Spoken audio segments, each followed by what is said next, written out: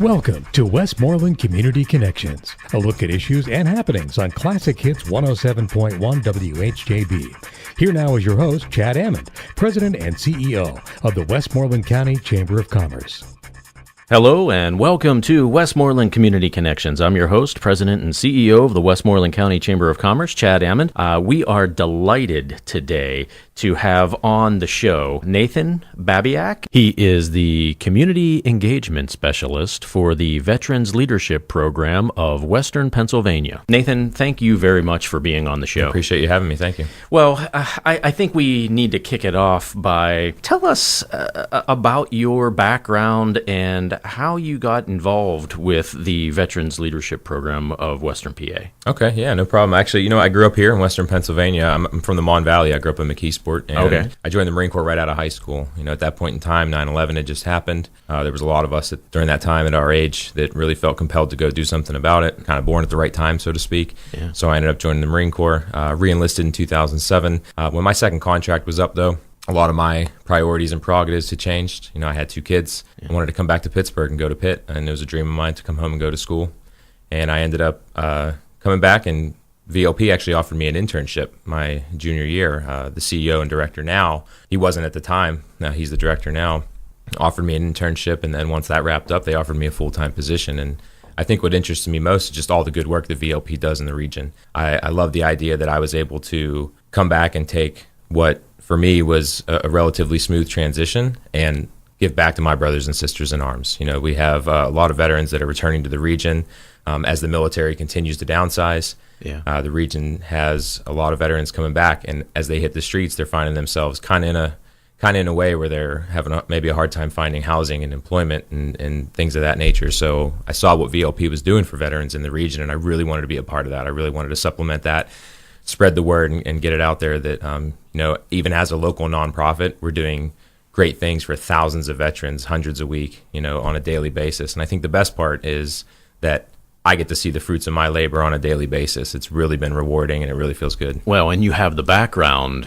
as a vet. You understand. Understand that, and that's true. As a matter of fact, that's one thing that I often tell people is that being a veteran at a veterans organization gives me sometimes the perfect springboard to be able to really relate. You can get that commonality. You can find middle ground with people, as opposed to, every once in a while, sometimes veterans are a little bit hesitant to really trust in and believe their civilian counterparts that can maybe make them a little uneasy about the transition, Right. Well, one of the things that the chamber was a key part of was the comprehensive plan for the county.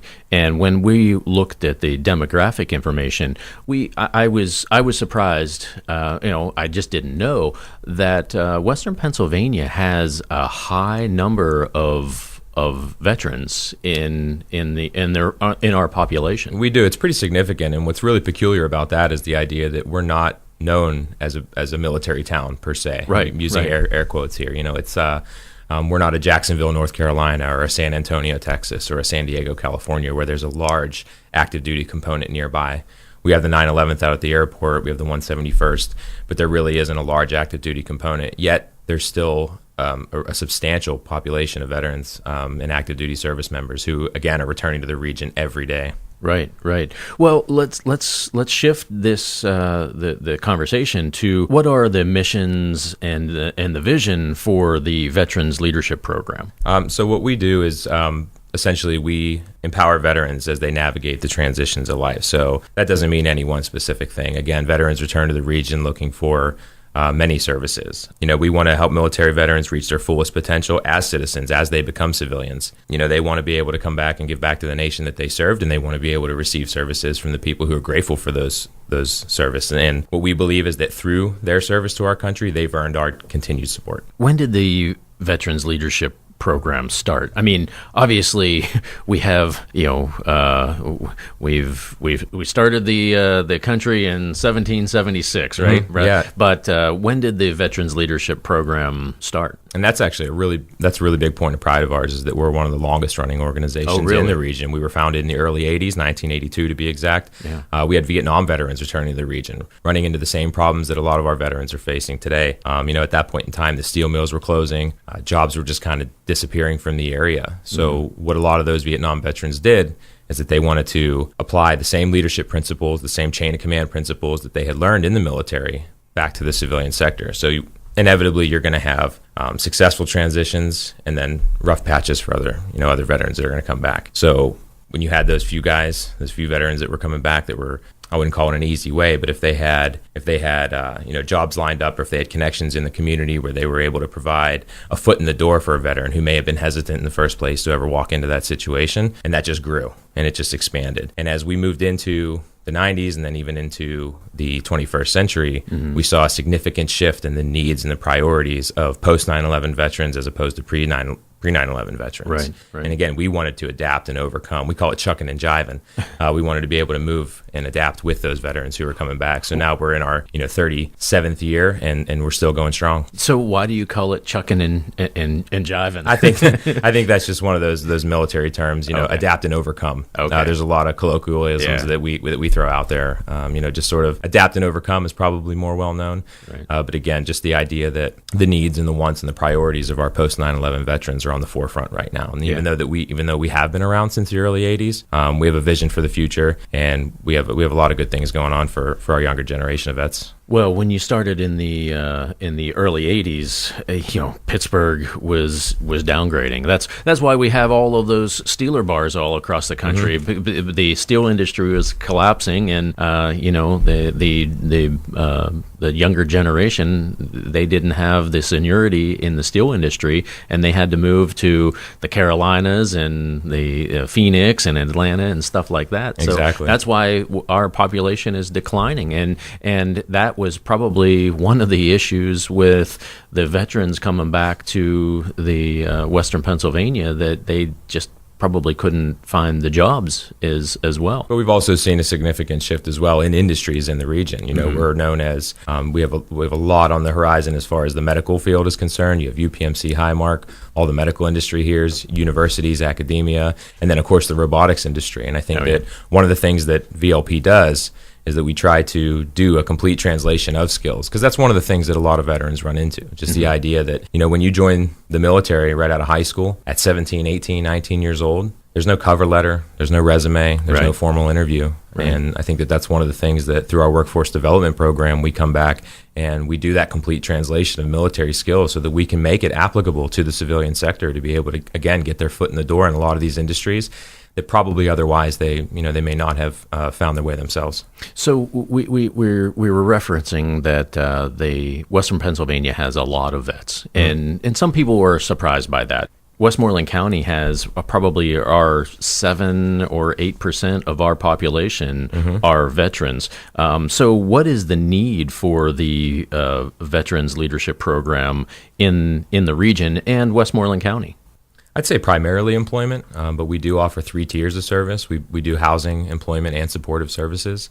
Unfortunately, when a veteran finds themselves unable to find gainful employment, significant position where they can make a decent amount of money, they start to run into the risk of homelessness.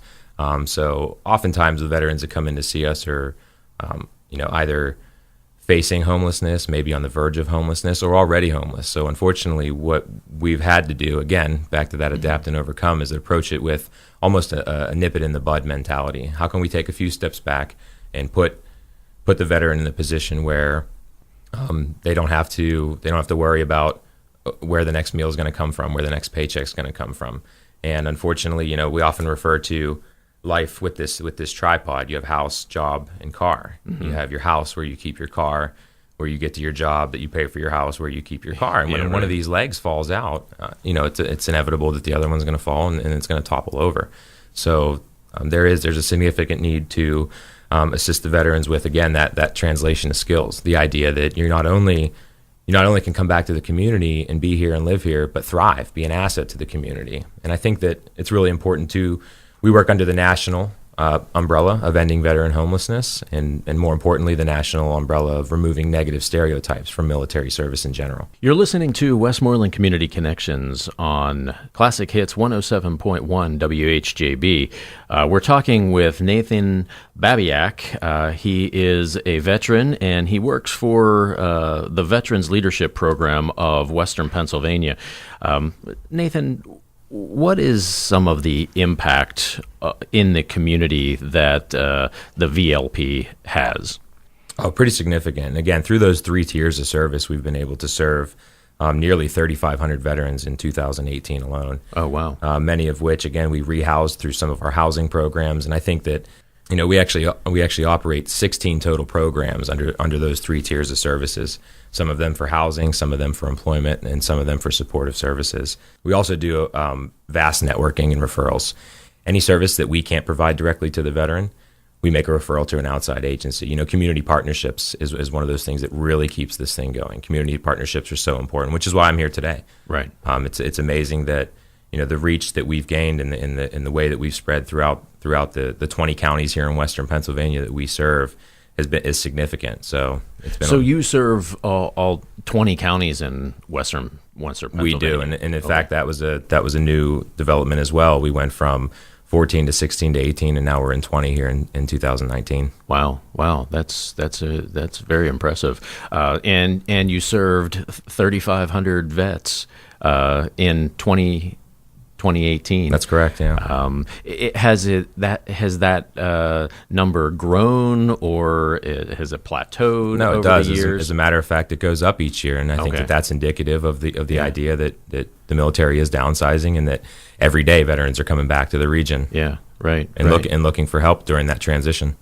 Well, one of the questions is Veterans Leadership Program doesn't just serve veterans. You are veterans, right? Correct. And again, I mentioned earlier, having that springboard, having that commonality is wonderful. 45% of our entire staff is military veterans, and I think that it's really important because we understand firsthand the needs. A lot of us have taken that same journey, and again having that commonality, being able to sometimes give a little bit of the tough love, some of the things that maybe our civilian counterparts would hesitate to say to a veteran as a Marine. And that's the best part. I'm a Marine, so whenever I see another Marine too, it's like, hey guy, what's up? Right. What are you gonna do? Give an example of that. How do you treat a vet? As a vet, you serve as you are a veteran. How do you talk with another vet?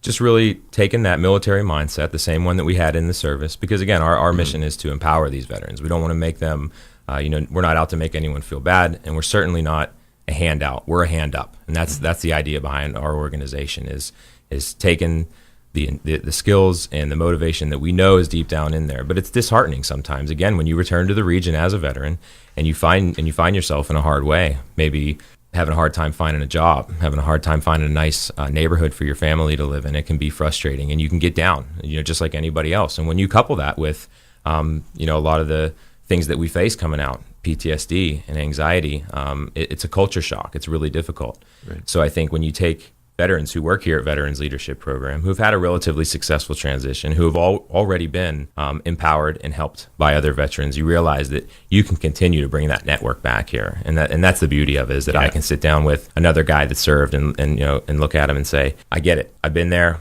it's frustrating, it's infuriating as a matter of fact, but you know what, you're important. You're important. You served, and through your service, we're going to get you back on your feet. We're going to help you out, and again, you can show a little bit of tough love. Right. Hey, where's that guy that put his name on the line 5 years ago? Yeah, you know what I mean? Hey, let's Well, toughen up and get back to it. Let's get back to work. With my role as in the chamber, we are looking at the workforce development every day, and is it a positive thing that we have about 3.7 unemployment rate, or maybe 4% unemployment rate, and employers are looking for workers. And I from my perception, vets they work their tails off. They right? do, and a lot of civilian employers and business owners know that, and they see that, and they want veterans to come work for them. Right. But that's where that disconnect comes in. I go back to what I said earlier. Veterans are coming back to the region after maybe 4, 6, 8, maybe even in 20, sometimes 20 years of service, and they don't really have a solid grasp on something. There's a lot of things that are seemingly rites of passage in this country when you're young.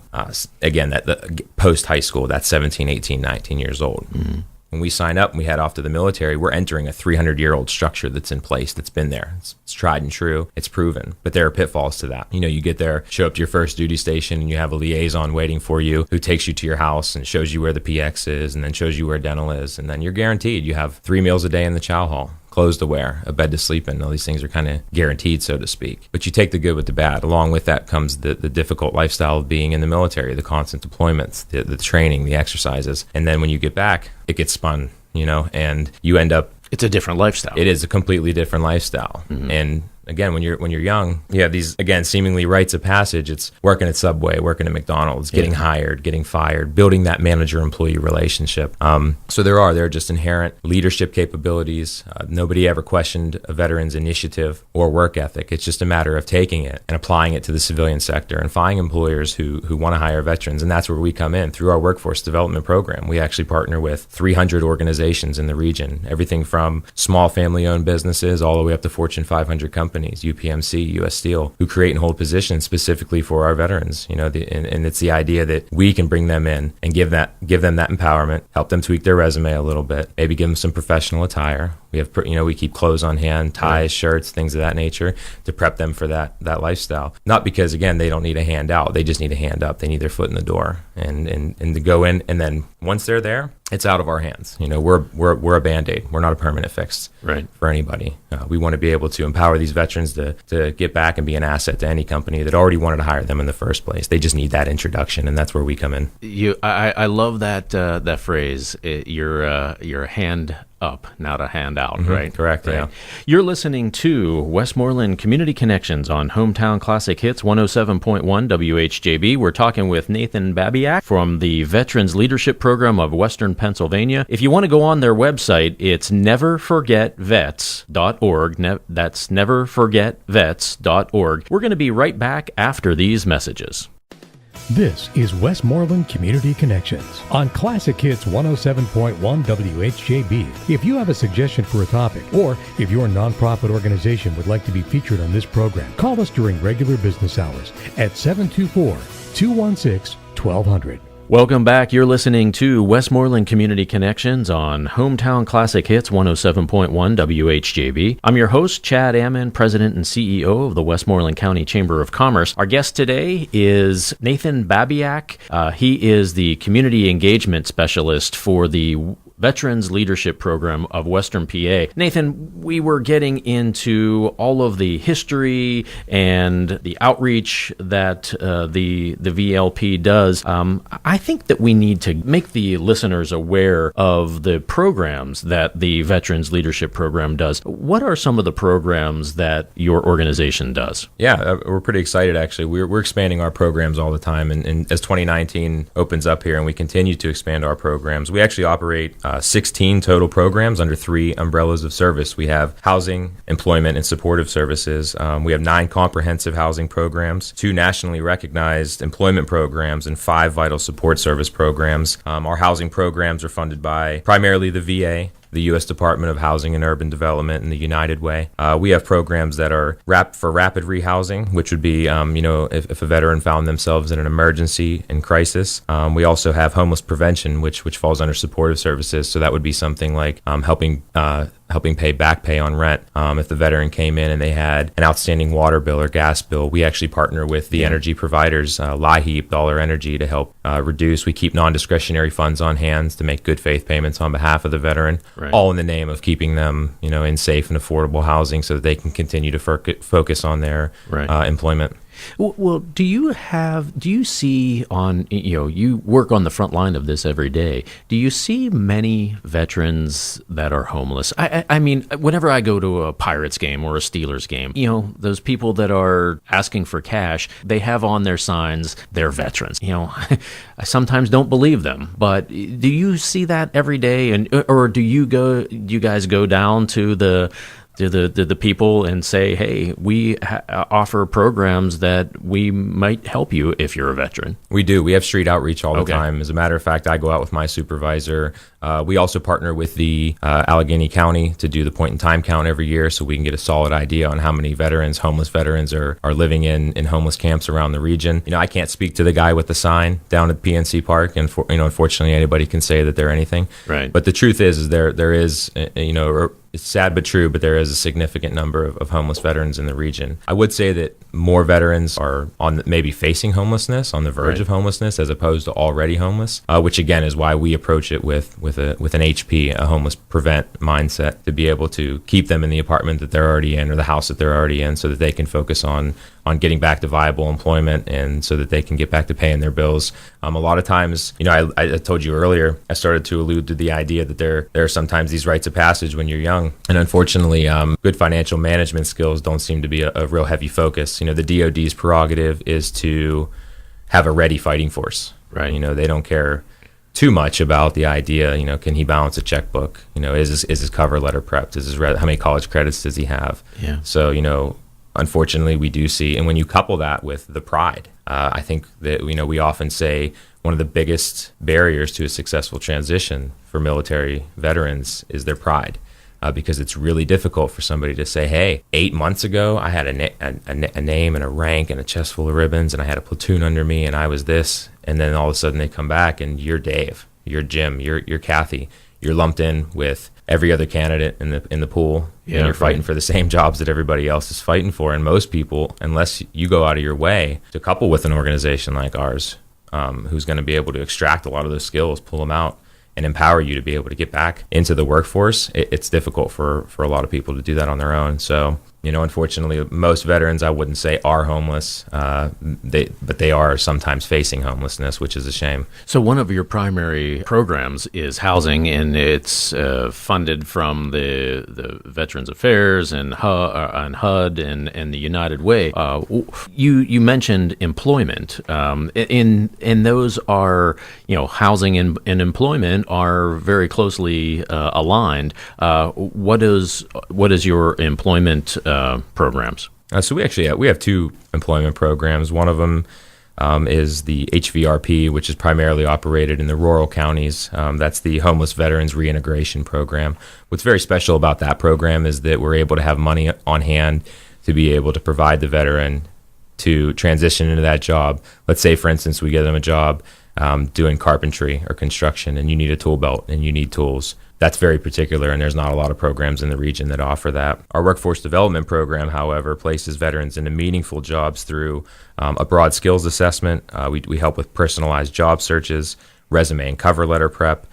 We also sit down and do mock interviews. And not only that, we really try to get a feel for the veteran as a person. It's really not, you did this in the military, now you're going to do this in the civilian sector, because this is still a person that has career objectives of their own. Right. Maybe they were an MP, maybe they were a police officer in the Marine Corps. That doesn't mean that they necessarily want to jump right into law enforcement in the civilian sector career objectives. And all of this is in the name of a full translation of military skills, so that we can best convey those applicable skills and experiences to the civilian sector. Our workforce development program has actually distinguished itself in the region as a top-tier veteran employment service.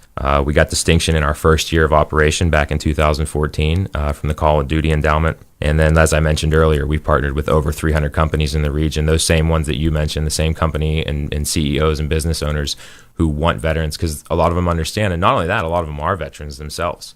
Ones that found themselves, they're either a product of VOP, they're actually a client or a product of VOP themselves, or they just found themselves in a position where, hey, I had a guy working for me once or a girl working for me once who was a veteran, and the initiative and the work ethic blew me away. Now I want more veterans to come work for me. So what they do is they reach out to us. Right. And then our workforce development team sits down. We have all these resumes, and we have these veterans on standby that are looking for work. Hey, I think that he's going to be the best fit. So it's not a matter of just finding a job. It's a matter of finding the right job. It's a matter of finding something that's going to be viable and long-term. And serving over 20 counties in southwestern Pennsylvania, you probably have a very good relationships with some of the larger companies.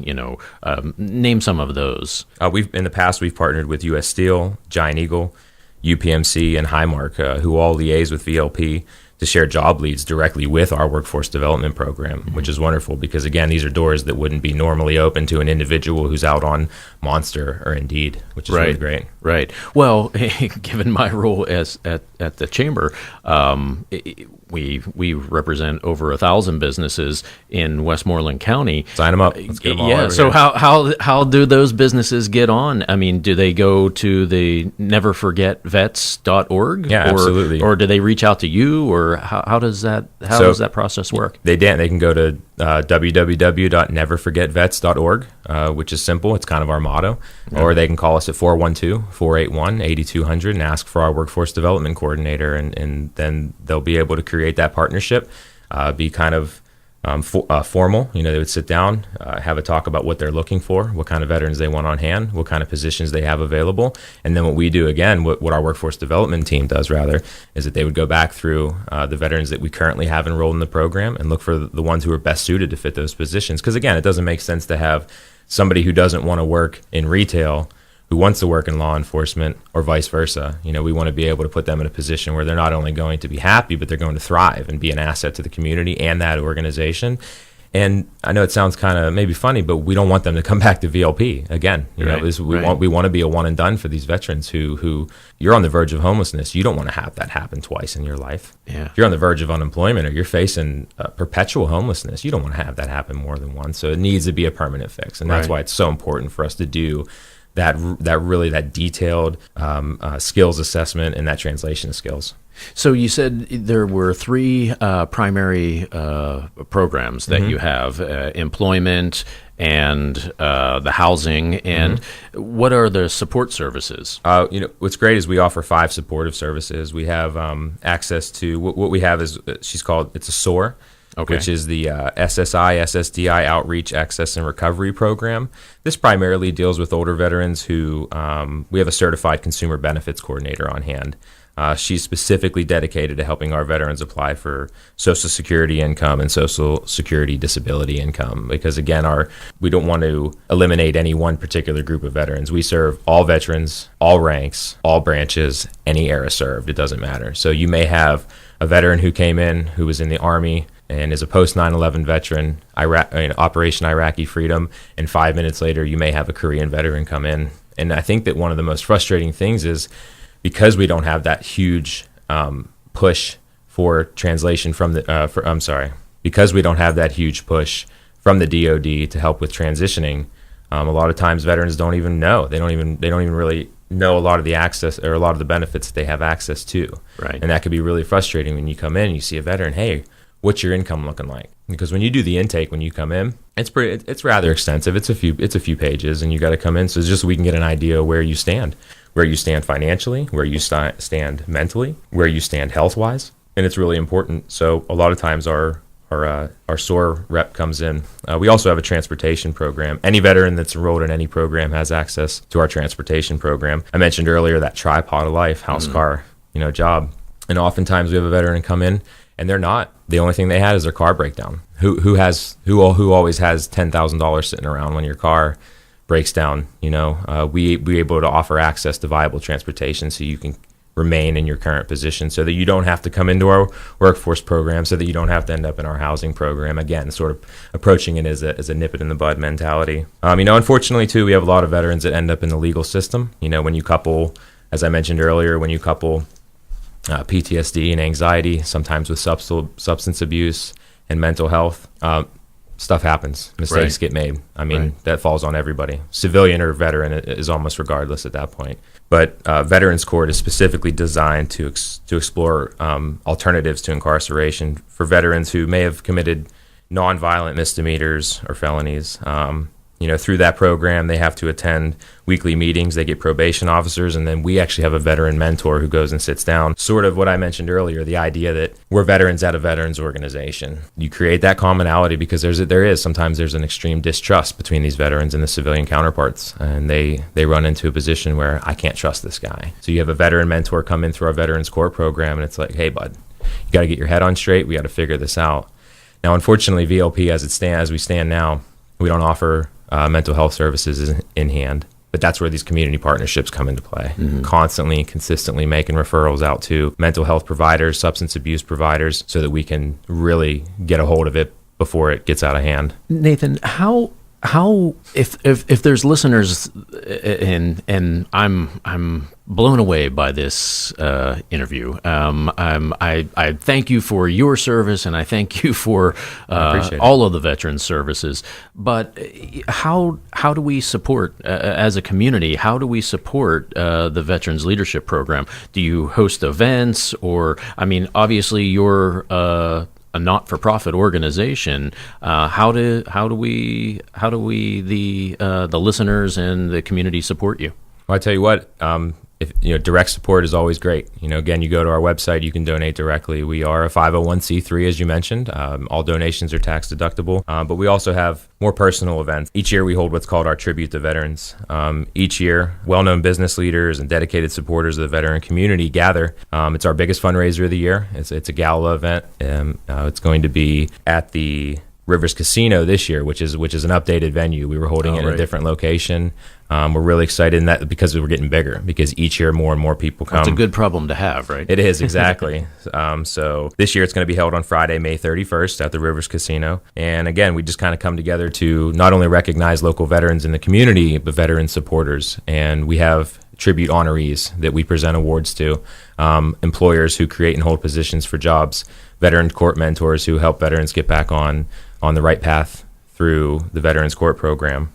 We also hold our annual Veterans Day breakfast. It's actually regarded as one of the largest Veterans Day breakfasts in the entire state. Last year, I think it was something about 700 guests came to speak, enjoy a meal together, and we always honor those who served. And then, of course, we all know about the large Veterans Day parade downtown, to which VLP always has a float. And then we go down there and push our services as well, just to remind the community that, we do need support in that regard. As a nonprofit, there's always support that's needed. We have a couple of events that are also a lot of fun. It's not always just let's gather for a gala and have the casino would be fun. It would be, absolutely, right. Absolutely. If you win, right? But we have physical fitness events that are huge fundraisers. Yeah. One of the things about living in this region is that we're able to take advantage of a lot of the beautiful resources that we have. When the Gap Trail was completed, our director of community engagement put together, we call it the Great American Veterans Rally. Each year over the extended 4th of July weekend, a large group. I think last year, I actually did the ride last year. My wife and I did it together. It was incredible. There was 120 of us, and we biked the entire 335 miles from Pittsburgh to DC. Yeah. Exactly, and all that's all along the Great Allegheny Passage. And it goes through Westmoreland County. It does. Right? It does. So sign up. So we have, the idea behind that is twofold. Each rider has a minimum fundraising requirement. So it's an incredible fundraiser for us. We raised, I think, $75,000 last year. And more importantly, it's to honor veterans and spread awareness of VOP services in the regions that we operate. So again, that does cut through Westmoreland County. This year, for the first time, we're really putting together something special. We have a small group of cyclists that's going to be starting a cross-country ride. They're starting in San Diego 13 days prior, and they're going to ride across the entire country, and they're going to carry an American flag that was donated.